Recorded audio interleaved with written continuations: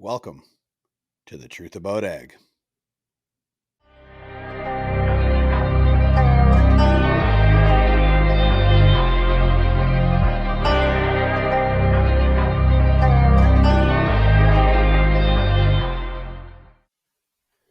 Welcome to the Truth About Ag podcast, where we are producers talking to producers about the real-time issues affecting the farm.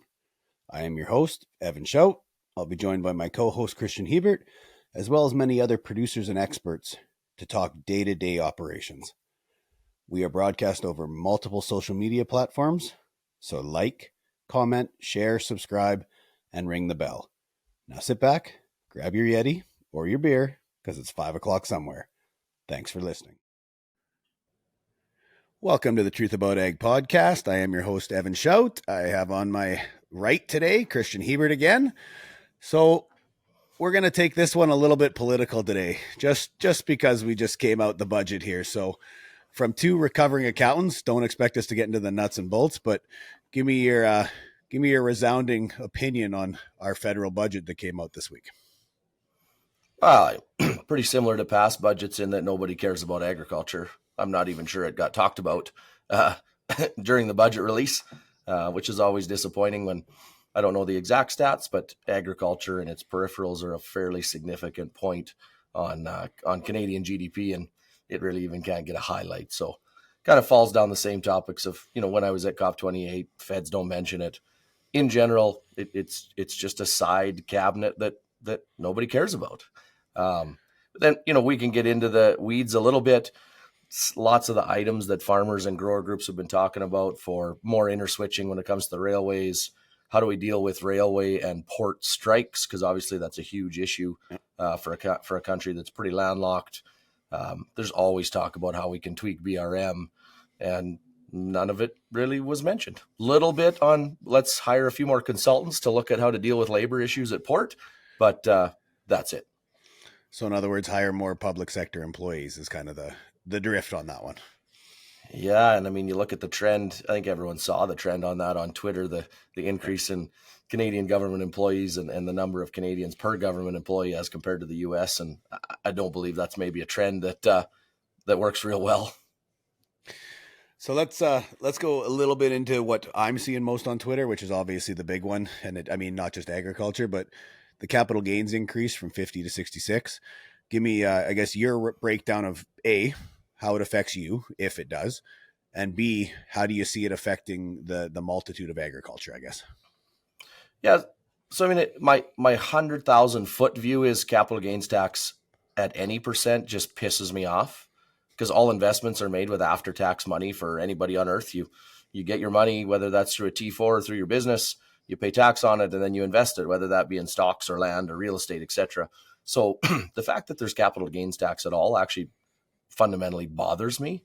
The increase in the rate, I mean, the big thing I would say is the average age of the Canadian farmer was 57 last year, so 58 to 60 would be this year. And anybody that's looking at selling farmland or has a large stock portfolio, but in this case of this podcast to be farmland, it's going to hurt a little bit. The new exemption going to 1.25 really doesn't offset the inclusion rate. But I mean, you and I have joked about this before. I don't use the word never and always, but I never plan on selling land. So I don't know how the capital gains exemption is really going to affect me, other than it's going to make my future tax liability look worse on my financial statements. But like I said, fundamentally, it should be zero. And secondly, the frustrating part is it's a budget that targets kind of high net worth and high income earning individuals. And I understand that, the socialist side of why we may do that. But let's also remember that it's that group of people that usually employs hundreds of thousands of people and creates GDP. And there's a reason for that.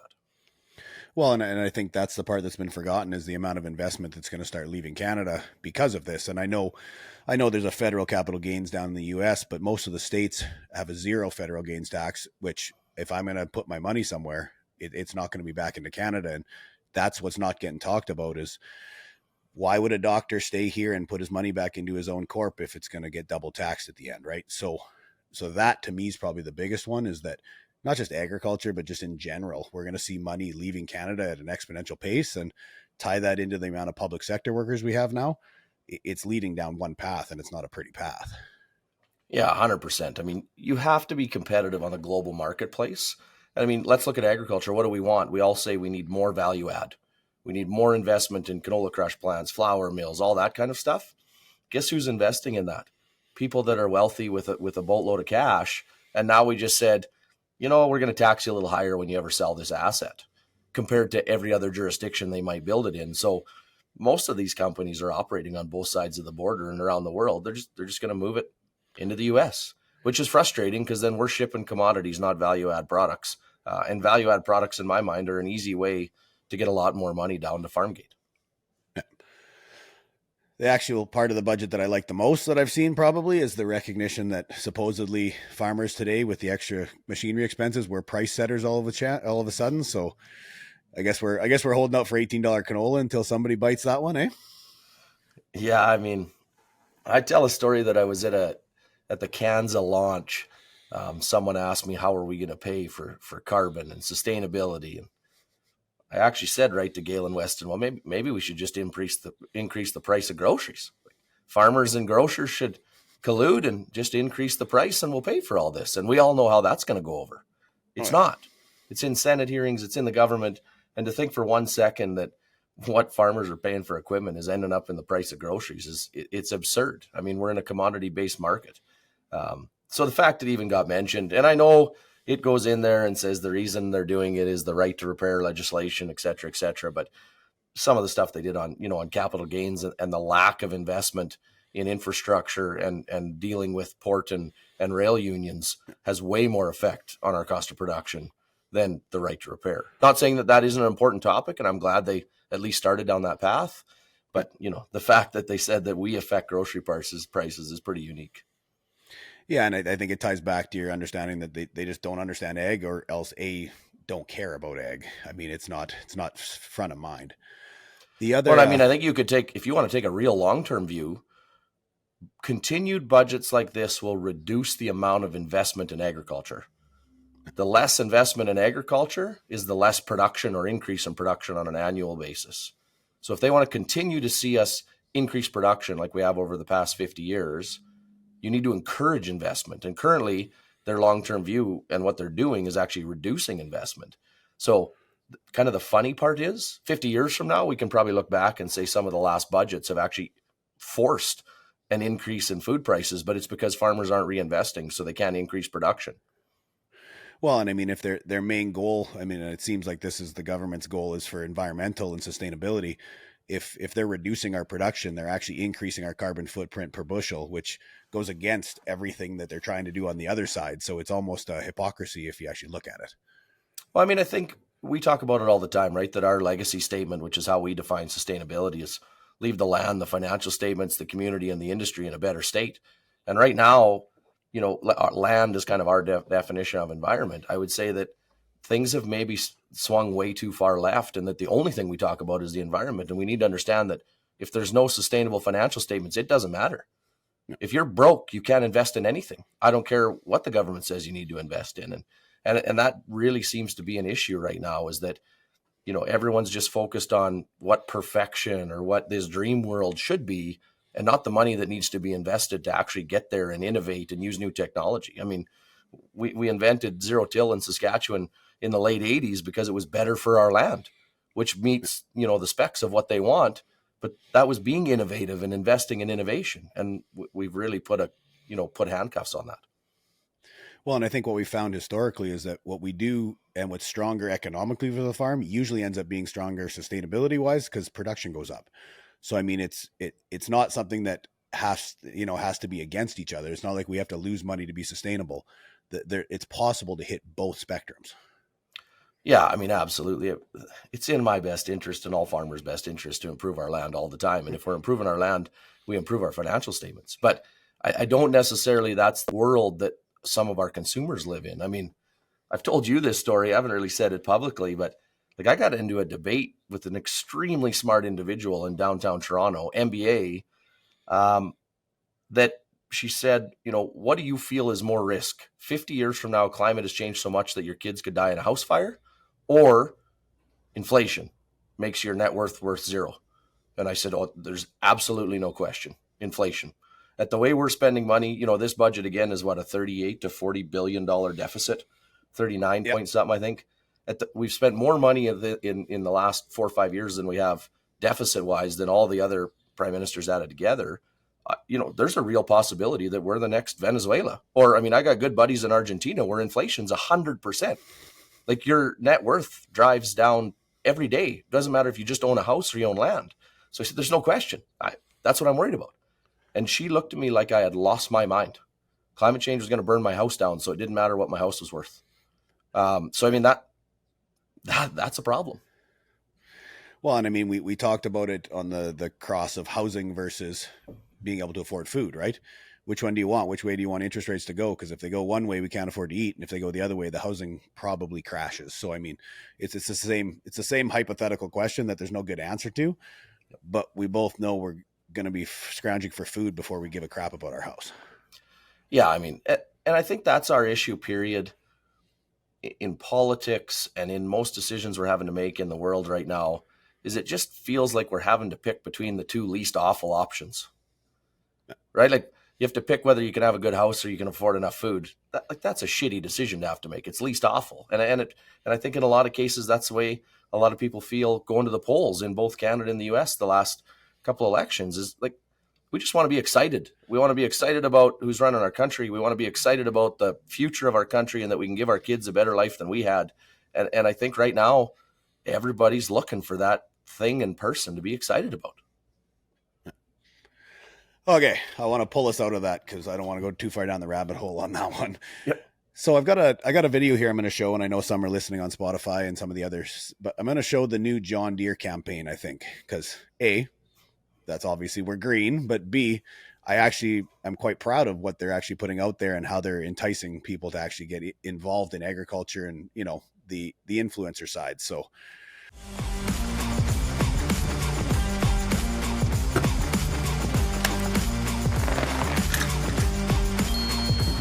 Colton? Where we going? Cross country. Cross country? Yep. To find a chief tractor officer for John Deere. The Chief Tractor Officer is a real job where you get to be the face of John Deere's social media. The quarterback at tractoring. The QB of JD. Let's go. Road trip on 2. Going on a road trip. Gonna need some onion dip. That's beautiful, man. Thanks, Brock. Okay, I don't want to go too far, but give me your viewpoint. Obviously, companies are getting more and more into social, including our own, but is this the right step for John Deere? And how much you think they had to pay Purdy to jump on that commercial? Well, I got a couple things to say on it. So, let's look at sustainability and climate. And you got Leonardo DiCaprio parking his yacht to get on a private jet to come preach to us about carbon sustainability. That seems a little awkward at best, but probably just wrong. But what was it on the week off during the playoffs last year? Purdy actually went to his in-laws and ran a combine for a couple of days to relax. So, I give them credit that they went for somebody that actually has lived agriculture and understands it and still cares about it. And is it a bit funny? Sure. Everyone knows CTO in most cases is chief technology officer, and we're looking for a chief tractor officer, but at the farm, we have those guys too. So I give him credit for kind of taking, this influencer type idea, but in my mind, actually picking a pretty good face for it because he's well known, but still does believe in agriculture and still has kind of the same roots and visions that all of us do.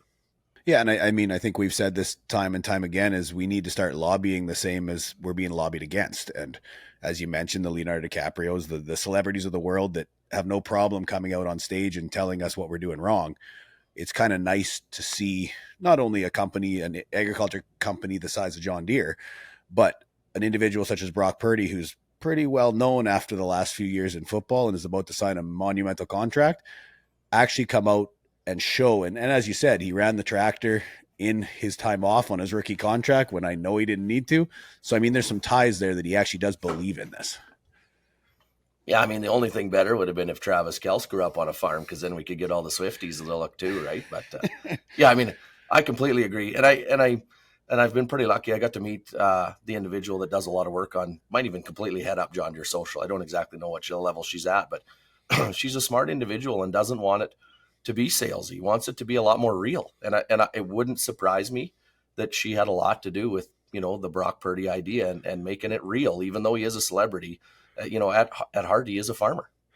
Now, on the back end, I mean, I also see the other side of it where they're bringing in a whole bunch of new influencers or new individuals onto social media, onto their platform, because there is interest in this and you're starting to see some of the people post. And so, I mean, from my standpoint, it's just compounding the amount of attraction we have, which we need, because we need the message to get out there that agriculture is not demonized, and it is an answer to the solutions that we're looking for. So is this, I mean, should more companies be actually going down this road, I guess is the question. Well, I mean, what was it? Just a couple of weeks ago, they did a collaboration with a TikTok guy too, right? To actually teach him. I think they're maybe even going to run a small farm, but my argument would be they're probably going to educate and have to show how you teach somebody to farm. When it comes to Deere and some of these trusted brands, I mean, the thing we've got with Deere is it's as trusted as any brand out there. It's old. It's done a lot of work to be trusted. So I think they're in a good position to really help tell the story of agriculture. And I mean, you and I have said that, like, at some point in time, we got to be proud about what we do and not just humbly go do the work and hope that the world just appreciates being fed. Because I'm sorry, but there's a lot of times that we're getting attacked, and we need brands like this to help empower, whether it be celebrities or farmers, to tell more of this story and not just rely on government. Well, and I think we've also came a long ways in the last decade. I mean, I don't remember a farm logo growing up, and I probably don't have a farm and farmer coach right now that doesn't either have a logo or a website or some type of social presence, which, I mean, yes, we're a long ways behind, but at the same time, we are slowly moving forward, which I probably can say about a lot of things in agriculture. Well, and I mean, I think I had a pretty good talk with Zach Johnson one time, Millennial Farmer, and I think the unique thing is farmers have always found ways to diversify. In the old days, it tended to be grain and cows or grain and pigs, but a lot of times people would look at that and actually realize they were just diversifying their time. They wanted a full-time job year round. So as these farms get larger, they're looking at ways to diversify income streams. And let's be honest, when it comes to social and some of these influencer type things, there's some monetization there. And so I give somebody all the credit. If you're running a farm that is very capital intensive, I mean, anybody in agriculture knows if you want to buy land and if you want to grow the farm, you need capital. And if you can have a diversified business that provides cash, and really you're just kind of telling the story of what you love doing, all the power to them. I think it's awesome. Okay, I got one more topic, which I'm going to handle at the end, but I do have some questions too, which we asked for. So I do want to get to some of the questions. So going back to our last conversation about the expansion and not requiring a lot of equipment, I guess the first question that came up was if taking on an extra 10,000 and not adding any iron, doesn't that mean you were over-equipped before? Yeah, so I actually sent this guy a message on Twitter. I would say we were 10%-ish over-equipped before, and now we've maybe pushed to 10% under-equipped. I'll use drills as an example. We kind of like that 8,000 to 8,500 acres per drill, 80-foot drills, somewhere in that 100 acres a foot. Obviously, last year we were more like 7,000 to 7,500, and this year we're going to be kind of 9,000 to 9,500. With the one expansion, I did get some custom seating built into it, and I could drop our drills down to 9 or push our drills as high as 9,500. So I think that's part of it too, is through these last couple expansions. I mean, we've spent a lot of time asking the farmer we're working with, what do they want? In a lot of cases, we're finding that they want to come run equipment for us, or they want to keep their equipment for a year or two for whatever reasons, tax purposes, to keep busy. And we're able to utilize that as kind of part of our equipment plan, which then, really helps us with labor, power, and machinery numbers. I mean, I forget the exact number, but it cut a pretty lofty number off our fixed cost per acre with this expansion, despite interest rates being up. And obviously we needed the capital to buy it. So it's a pretty unique situation.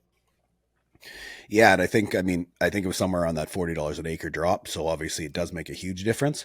The question I would have is when do you start weighing out the loss of time in the spring versus the equipment costs? So when's that multiple hit? Yeah. So like I said, first of all, we like to be around 100 acres a foot on the drills. And that's the first step. So that's around 8,000 acres to drill. The second step is we've always kind of said 21 days for seeding and 40 days for harvest. And that 21 days kind of includes rain days, right? So when we're at 80 or when we're at 100 acres a foot, we can seed in 14 to 16 days. So you add 5 or 6 days on for rain. At 9,500 acres of drill, that's 3 more days on top. So we're going to be more in that 17 to 20 days we need with the drills. And so if we lose too much to weather, we could be pushing out to more like 24 or 25 days of seeding, which doesn't hit our 21 metric. So that, those are the two metrics we use the most is 100 acres a foot and 21 days we want to be from key on to key off. Directly. So best way for a farmer to pick up acres in an area that's super competitive. Do we go elsewhere? Do we bid top dollar and farm for free? We have capacity, labor, great equity, and working capital, but our area is established and competitive. I'm not trying to farm the whole country. I just want to optimize our equipment capacity.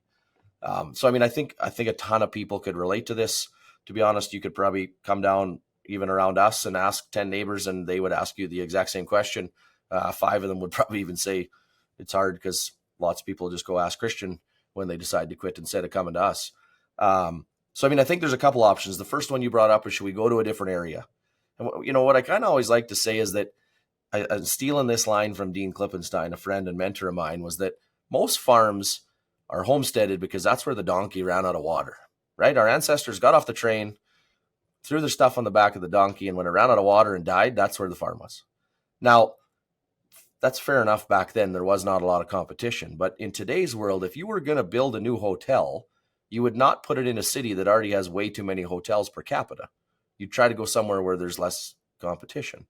So I don't disagree with looking outside your area. And everybody has a different definition of area, right? I got good friends that farm pods that are 10 hours, 20 hours away, different provinces. For us, our first expansion kind of in a different area we're about 90 kilometers tip to tip, but really we have 2 big blocks of land kind of 50 kilometers apart. And so when we moved 50 kilometers north, that was our first kind of big expansion into a different area. We rent all the land up there and we try to buy all the land around home. That's our philosophy. And it's definitely opened up doors for expansion on our North Farm. So that's one way. I do think too, we talk about this, right, Evan? You and Jeff, when you went to TPAP, said that we're really a relationship farm. So, if I got extra working capital and equipment and there's some aging farmers in our area, I always think doing some custom work and helping those guys out is a great foot in the door to eventually see a transition into a rental agreement. So I think sometimes you got to play chess and play long ball, not just expect acres to come and do all the little things right. And then, I can attest, and Evan, you should probably talk on it because you joined our farm later, is that we're to the point now, we just try to do things as right as we can and make sure that everyone knows our door's open for expansion and more tends to come to us than we want. But 10 years ago, that's not how I felt. I felt exactly how this question was. And we just really tried to stay doing what we felt was right, doing a good job of farming, doing a good job of keeping yards clean, doing a good job of slowing vehicles down on the roads when we meet neighbors. When a neighbor needed help, we'd go do custom work. If a neighbor got sick, we'd just go combine their whole farm for them. Just being good people and working with people. And that's open doors. Well, and I think, that's the conversation as you mentioned, Jeff and I at TPAP, that was the conversation we had is there was a whole course on strategy. And I've never thought of a farm on a strategy standpoint that quite this way was, are you low cost? Are you high quality? Or are you relationship driven? And lots of farms try to go the low cost route. Some, whether it's pedigreed seed or niche markets, to go the other route. For us, it never even dawned on me that we weren't relationship based. And whether it's the consulting, whether it's the farm, whether it's landlords, most of our relationships are built on either networks that you've had or that I've had or that the employees have had. And we try to keep those relationships as good as we can, because from that standpoint, that's how we get our opportunities. And as you said, when I joined, your line was, we're going to get more opportunities than we want. And I laughed, and I still laugh some days, but it's a lot less because we get a lot of opportunities. We preach to farmer coach clients that everybody needs to look at. Maybe you're going to combine for somebody else and they're coming to do some seeding for you, or you're trading people back and forth, or maybe you're looking at getting a joint agronomist or a joint CFO. I think those open doors long term to acre expansion through joint ventures, etc. I mean, something as little as we pay our rent monthly has been a huge thing for us. I mean, most farmers, when they decide to slow down, have been used to huge spikes in income. So them and their spouse, once they start seeing rent show up on the 15th of every month, just think it's amazing. So it's not always the big things either. Sometimes it's the little things. Well, and I think a lot of people get the misconception that we're out there headhunting land, and a lot of my clients have that misconception, and it's not true, because most of it actually, as you said, shows up on our door because of what we're doing. And I mean, believe it or hate it, I guess is kind of the quote, but for us, it works. And I mean, and most of our ties back to our core values of win-win, because that's what we base it on. Yeah. I mean, don't get me wrong. Our area knows that we're open to growth, and that we'll keep it confidential, and that we'll take on 1,000 to 10,000 acres all at the same time. And you don't have to worry about dealing with other stuff. We'll deal with it for you. But we are not actively driving in lanes trying to pick up land. The majority of our expansions, I've always said, is that it's been meeting a neighbor on the back road 24 months before the expansion happens, and they make a joke, that they traded their equipment to green because it would be easier for us in the future, or they're sick of the work and maybe they'd come work part-time for us, and it's almost exactly 2 years after the joke that they make the phone call to come for a visit. Hey, like, would you be serious about this? And we sit down and make a deal. But we usually find we don't try and push our model on them. We try to find out what they need. What do you need bought so that you're comfortable when it comes from a debt to equity standpoint into the future? Do you want to work part-time? Do you not want to work part-time? Do you want to keep some equipment? Do you not? And then we make the deals around that. And I think sometimes we always think that the deal just has to be cash rent, paid twice a year, and we do everything the way we want it. And that doesn't always get deals done. Okay, another question. With agri-food needing more and more youth to get engaged in the sector, share your thoughts on how we tackle it to ensure our value chains are sustainable for the future. Yeah. So, I mean, I think we got to start young. So, I mean, a lot of people would know that we collaborated with Ag in the Classroom on kind of their acres for education, and we're partnering with a couple of schools to get more stuff into the schools, both one urban and one rural. We've got a couple collaborations with Olds College and the SciAst out of Moose Jaw, trying to get more of those kids directly on farm versus just in the agri-food chain. But I also think this kind of goes back to our first talk about John Deere and Brock Purdy, is that we need the average individual and consumer to even know that agriculture is a place that has lots of jobs, because the average person living in the city does not think that. And I think, you look at our team, we'd maybe be 25% of our team has an agriculture background and 75% doesn't. And some of our best team members never grew up on a farm, never worked on a farm really until they came here. So I think what we need to do is look for the skill sets we need, but then we got to do a better job of engaging non-agriculture people to look at the industry and see what's exciting in it. I think that's the misconception on hiring as a whole. I mean, not just in agriculture, but everybody thinks you hire based on skill set. And a lot of times you hire based on behaviors and attitudes, because you can train skills. I mean, I can train someone to drive a drill. I can't train them to believe in our core values and actually act and do the things we want them to do. Well, I mean, you and I've talked, fundamentally, we did not expand for more acres. I could care less how many acres we farm, whether that's 8,000. I probably wouldn't farm less than 8, because I've talked about 8,000 since I left MNP, that was kind of the perfect, size of a pod. And that makes me pretty efficient. But I don't care if I farm 8,000 or 100,000. What I care about is having enough mass that we can hire great people, that we can have a mechanic and we can have a tech person and we can have someone focused on agronomy and we can have a farm manager like Jeff and my dad can do all the things he loves and doesn't just, try to force him into being a rock picker. And the people that pick rocks love picking rocks. That's young people coming out of university and a couple and a retired farmer. And that's the main reason we grew, is so that we could have people doing what they love, 80% of the time. And I think that's true about life. That 20% of your life's going to be hard or suck. That's just the way life is. Nobody probably likes cleaning the bathroom, right? Nobody maybe likes packing their kids' lunch. Around here, lots of people don't like picking rocks or shoveling barley bins. But if that's only 20% of your life and the other 80% you're doing things you really enjoy doing, that's how you get productivity to an all-time high. people doing what they love and that they're good at is how productivity increases. And we have a lot of people come, part-timers come work on our farm and just can't believe how much we get done with the crew we have. But in general, that's because we have a lot of good people and they're all working in the areas that they love. And I mean, and in most cases, pretty much all of them, I have team members that are way better than me. I mean, here I am doing a podcast on the second day of seeding, and I normally would be in a drill 16 to 18 hours a day. And this year I don't even have a drill seat, but it's because I have 8 really capable drill drivers that I don't know that we really gain anything by me being in a drill other than I like being in a drill. So the days when I feel lonely and not important, I'll go kick somebody out of a drill and run it. But that's just kind of the way we've tried to grow it. So I guess from a 30,000, square foot viewpoint, how do you find out what, and I mean, Strategic Coach calls it unique ability, whatever you want to call it. How did you find out what guys want to do? How do you find out the 80% that's going to keep them around and not fall into the 20% that, everybody hates doing?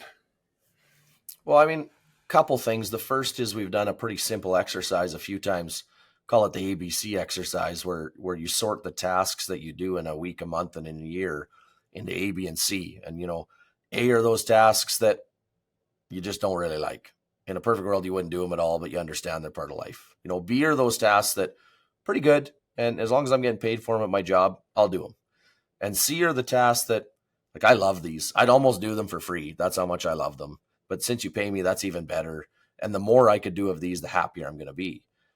So that was one task we did, and we still do it to this day. And it's pretty funny because I'll make an assumption that somebody loves trucking, and they'll put on their ABCs that it's an A task. They hate it. And yet they love helping the mechanic. And I have someone helping the mechanic that loves trucking. And all we got to do is just move them around, and it automatically changes their attitude and the camaraderie of the crew. So that's the one. I think secondly is our farm, it really is just addicted to the game and growth. And I'm not saying it has to be growth in acres. It might be that we add some bins and have more of an elevator. It might be that we can do more of our own work in the shop. But I really do think that if I just said, hey, guys and girls, as of today, nothing's ever going to change around here. We're not adding new acres. We're not going to change any processes. We're never going to see any new equipment. I'd probably lose my whole team within a year. They're addicted to the game and to the challenge. And we always joke we build it like a hockey team. And that's because nobody woke us up and paid us on Saturdays to go play in tournaments when we were young. We loved them. And so if we can build our operation with that same sports team mentality, I think in general that works out pretty well.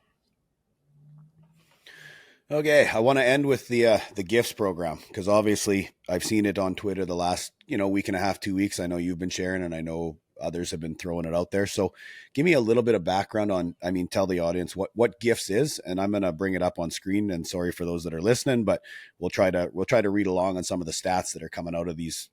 What I find is these great programs and great initiatives that aren't being seen by who they should be seen by. Yeah, so GIFTS is the Global Institute of Food Security based in Saskatoon.